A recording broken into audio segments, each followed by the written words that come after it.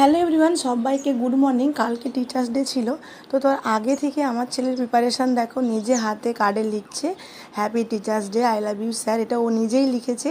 আর প্রত্যেকটা গিফট, মানে যেটুকু গিফট কিনে আনা হয়েছে, নিজেই প্যাক করছে, বলছে আমি স্যারকে নিজে দেবো।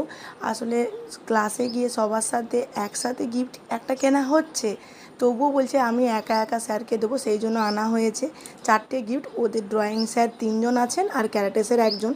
তো 4টে গিফট রেডি হয়ে গেছে। তো ক্যারাটে যেহেতু শুক্রবার ছিল, মানে কালকে, তো কালকে বিকেলবেলায় স্যারকে দেওয়ার পরে তারপরে আমরা আবার সবাই মিলে অনেকটা আয়োজন করেছিলাম যাতে স্যারকে খুশি করানো যায়, স্যার খুব হ্যাপি হয়ে যায় দিনটাকে, যেহেতু স্পেশাল সেই জন্য। আর ছেলেরাও খুব আনন্দ, কেক কেটে দিনটাকে পালন করলো, মানে সেলিব্রেট করলো, মানে টিচার্স ডেটা কি দারুণ মজা হয়েছে। আর আজকে শনিবার, আজকে আমি আমার ছেলেকে গিফটগুলো দিয়ে পাঠিয়েছি। ও যেহেতু ড্রয়িং ক্লাসে গেছে, তো ওখানে কি হচ্ছে আমি জানি না, মোটামুটি ও নিয়ে গেছে 3জন